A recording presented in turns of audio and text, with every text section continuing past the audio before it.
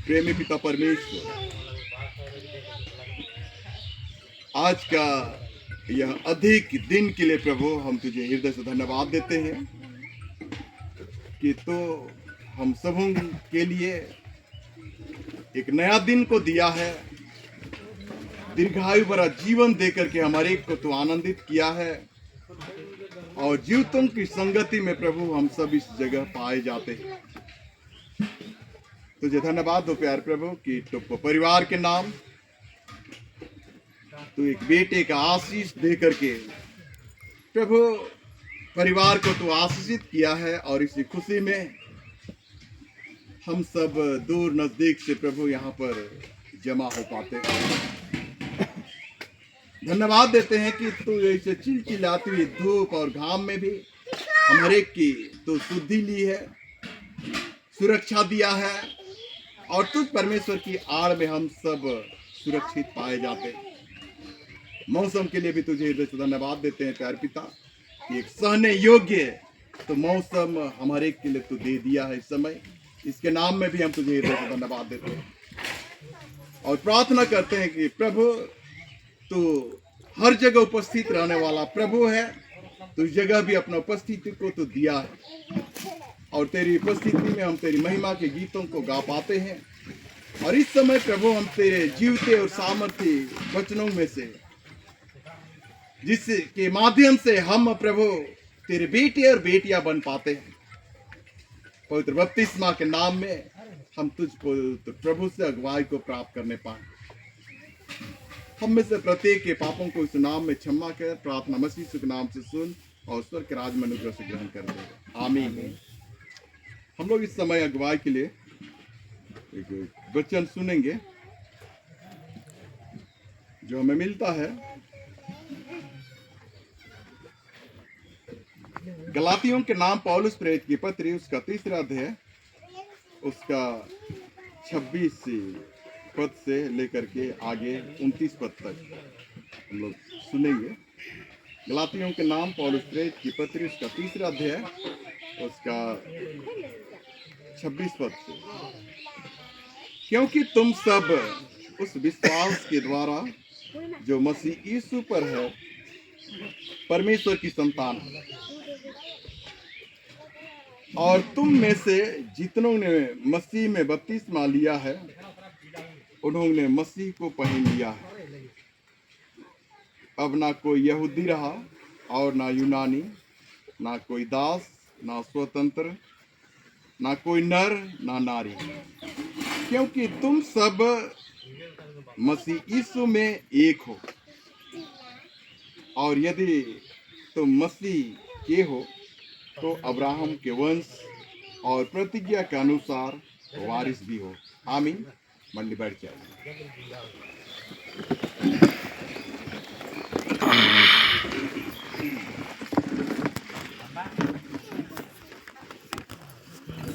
मसीह में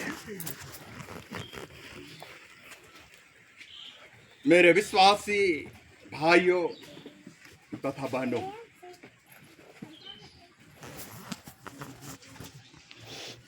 हम ईश्वर को धन्यवाद दें कि वह अपने साथ मिलाने के लिए, अपना संतान बनाने के लिए अपने एक लौते पुत्र हमारा उद्धारकर्ता मसीह यीशु को इस पापमय धरती पर भेज दिया और वह हम मनुष्यों के सारे पापों का बोझ को अपने ऊपर लेकर के वह अपने आप को क्रूस पर बलिदान कर देता है, जो निष्कलंक मेमने के रूप में अपने आप को बलिदान करता है और जिससे हम लोग देख पाते हैं इसकी पवित्रता के विषय में। यूहन्ना बपतिस्मा दाता स्वयं प्रभु को अपनी ओर आते हुए देखकर वह अपने शिष्यों को कहता है कि देखो यही है वह परमेश्वर के मेमना जो जगत का पाप उठा ले जाता है। यूहन्ना 1:29 में लिखा हुआ है कि देखो यह परमेश्वर का मेमना है जो जगत का पाप को उठा ले जाता है। और हमारा प्रभु निष्कलंक मेमना बन करके वह अपने आप को क्रूस पर बलिदान करता है। और जो कोई क्रूस बलिदान पर विश्वास करता है, क्रूस की कथा पर विश्वास करता है, वह मसीह यीशु का संतान बन पाता है। क्योंकि हम उसी मसीह के नाम में हम पवित्र बपतिस्मा के माध्यम से हम परमेश्वर के संतान बन पाते हैं। नहीं तो हम लोग देख सकते हैं, अनुभव कर सकते हैं कि कहाँ आदम और हवा, अब्राहम, हम लोग उत्पत्ति से अगर हम लोग देखेंगे तो कहाँ आदम और हवा, अब्राहम, और यहाँ पर वचन कहता है कि यदि तुम मसीह के हो तो अब्राहम के वंश और प्रतिज्ञा के अनुसार वारिस भी हो। हम अब्राहम के वंश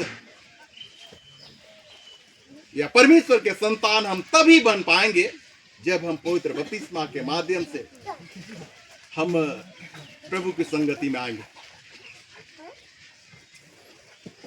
हम देखने पाते हैं कि मसीह समुदाय इसी पर विश्वास करती है और पवित्र बपतिस्मा में अपना विश्वास को कायम रखती है और आगे बढ़ाने का यत्न करती है। विश्वास को हम लोग देख पाएंगे पवित्र बपतिस्मा के बारे में। तो बहुत कोई छिड़काव बपतिस्मा पर विश्वास करते हैं, बहुत कोई डूब बपतिस्मा पर विश्वास करते हैं, लेकिन बपतिस्मा तो बपतिस्मा ही है। और यह बात सच है कि हमारा प्रभु की आज्ञा है जो मत्ती रचित सुसमाचार उसका 28 अध्याय उसका 19-20 पद में लिखा हुआ है कि तुम जाकर सब देश के लोगों को शिष्य बन करो और उन्हें परमेश्वर पिता और पुत्र और पवित्र आत्मा के नाम से बपतिस्मा दो और देखो मैं जगत के अंत तक सदा तुम्हारे साथ।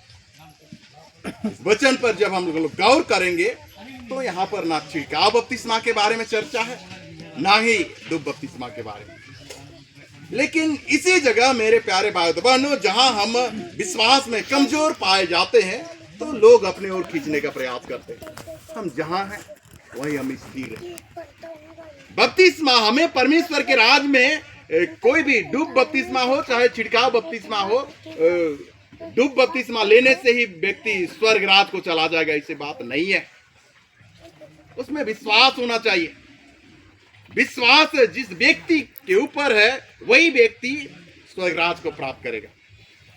क्योंकि हमारा प्रभु का साफ आदेश है, उसकी आज्ञा है कि तुम जाकर सब देश के लोगों को शिष्य करो और उन्हें परमेश्वर पिता पुत्र और पवित्र आत्मा के नाम से बपतिस्मा दो और देखो मैं जगत के अंत तक सदा तुम्हारे साथ हूं। यहाँ पर किसी एक बपतिस्मा के बारे में नहीं कहा गया, यहाँ सिर्फ और सिर्फ बपतिस्मा के बारे में कहा गया है। अगर हम लोग बपतिस्मा ले लेते हैं तो मेरे प्यारों हम परमेश्वर के संतान बन जाते हैं। और हमारी कलीसिया में हम लोग देखने पाते हैं, लुथरन कलीसिया में हम लोग देखने पाते हैं, प्रोटेस्टेंट कलीसिया में देखने पाते हैं कि छिड़काव बपतिस्मा पर ही हम स्थिर हैं। और इसी विश्वास में हम परमेश्वर की आशीष को अनुभव करने का यत्न करते हैं। क्योंकि जो व्यक्ति भी बपतिस्मा लेता है वह व्यक्ति ना तो यहूदी रहा और ना यूनानी, ना दास ना दासी, ना नर और नारी, अर्थात जितने कोई मसीह यीशु में बपतिस्मा लेते हैं वे सब मसीह के संतान बन जाते हैं और मसीह में सब कोई एक हो जाते हैं।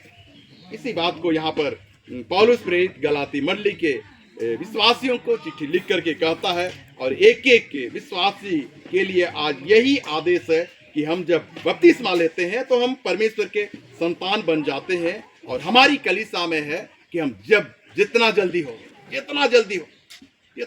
से जल्दी हो हम लोग अपने बच्चों को बपतिस्मा दिलाने का कार्य करते हैं। इसलिए कि जब हम बपतिस्मा दिलाते हैं अपने बच्चों को तो उसी समय से हमारा प्रभु, हमारा परमेश्वर उनकी देखरेख करता है, क्योंकि वह उसका संतान बन जाता है। और इस बात को भी हम लोग जाने कि जैसे ही बपतिस्मा होता है वह स्वर्ग राज का भी नागरिकता को प्राप्त कर लेता है, तो बेटा हो चाहे बेटी हो। बपतिस्मा एक ऐसा जरिया है जिसके माध्यम से हम परमेश्वर के संतान तो बनते ही हैं, साथ ही साथ हमारा प्रभु जहां निवास करता है उस राज का भी हम लोग वंश उत्तराधिकार वहां का बन पाते हैं, वहां की नागरिकता हमें मिल जाता है। यह बात भी सच है कि जो व्यक्ति जिस राज्य में, जिस देश में जन्म लेता है, उस राज्य का, उस देश का, वह नागरिकता को प्राप्त कर लेता है, जन्मते के साथ ही वह प्राप्त कर लेता है। उसका नामकरण उस राज्य में, उस देश में हो जाता है, वह नागरिकता को प्राप्त कर लेता है। और हम ईश्वर को धन्यवाद दें कि जब हम पवित्र बपतिस्मा को प्राप्त करते हैं तो हमारा नागरिकता स्वर्ग का भी हो जाता है। और हम लोग जानते हैं कि हमारा इस धरती पर का जीवन तो बहुत थोड़े समय के लिए, हमारा इस धरती पर का जीवन क्षणभंगुर है, घास के समान है। थोड़े दिन हरियाली दिखलाई पड़ता है, फिर मुरझा जाता है, सूख जाता है। एक फूल के समान है, थोड़े दिन रहता है, उसके बाद में फिर वह मुरझा जाता है। एक ओस के समान है, थोड़ी देर दिखलाई पड़ता है, फिर वह लोप हो जाता है। लेकिन जिस राज की नागरिकता हम पवित्र बपतिस्मा के माध्यम से प्राप्त करते हैं मेरे प्यारों, उस नागरिकता को तो हम लोग अगर बखान करेंगे तो उस नागरिकता जब वे लोग प्राप्त कर लेते हैं तो उस राज में वही लोग रह पाएंगे सदाकाल जो कोई परमेश्वर की इच्छा के अनुसार जीते और चलते। और इसी के लिए माता पिता और धर्म माता पिता का कर्तव्य बनता है कि अपने बच्चे को, चूंकि बच्चे तो अबोध होते हैं, वे लोग नहीं जानते, हम उसे जिस रूप में गढ़ना चाहे, बनाना चाहे, हम बना सकते हैं। माता पिता का यह परम कर्तव्य है। कोई भी बच्चा, हम लोग अभी देख पाते हैं कि हमारा यह बच्चा अबोध है, यह नहीं जान रहा है, लेकिन जहां हम इसका शारीरिक और मानसिक वृद्धि होते जाती है, और अगर हम गार्जियन, माँ बाप और धर्म माँ बाप अगर बच्चे का ध्यान नहीं दे पा रहे तो वहीं पर हमारे बच्चे गलत रास्ता में चले जाते हैं। और रघुओं को कहा जाता है, पंचों को कहा जाता है कि हमारे बच्चे नहीं सुनते। कहां से सुनेंगे? क्योंकि हम उसका अच्छी तरह से देख रेख नहीं किया है। व्यवस्था विवरण के पुस्तक में कहा गया है कि हम अपने बच्चों को बातचीत करते, बैठते, उठते, सोते, राह चलते, हम लोग प्रभु के भय में बढ़ाएं। और जब प्रभु के भय में बढ़ाएंगे और हम स्वयं पवित्रता के साथ जिएंगे, परमेश्वर के भय में जिएंगे, तो हमारे बच्चे भी परमेश्वर के भय में जिएंगे।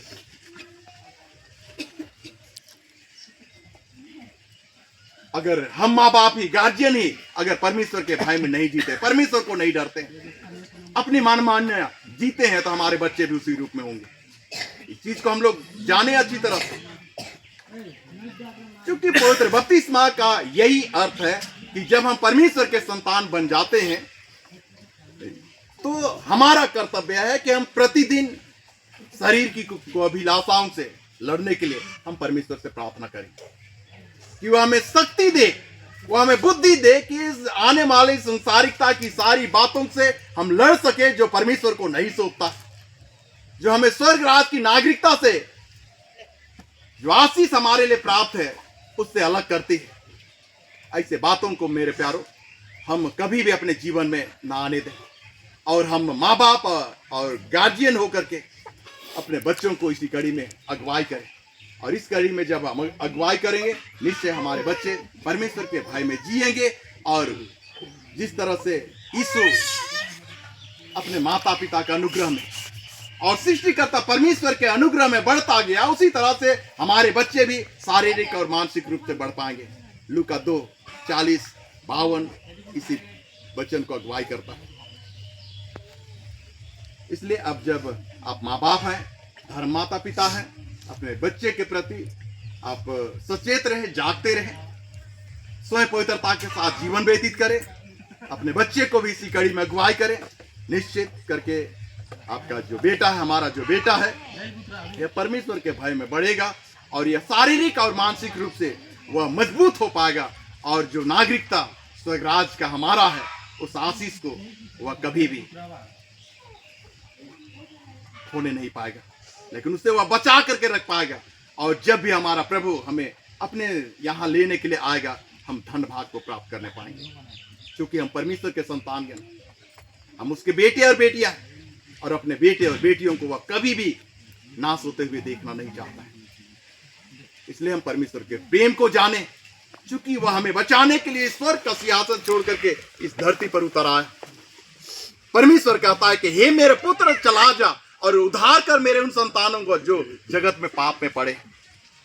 आज हम पाप से बचाए गए लोग हैं।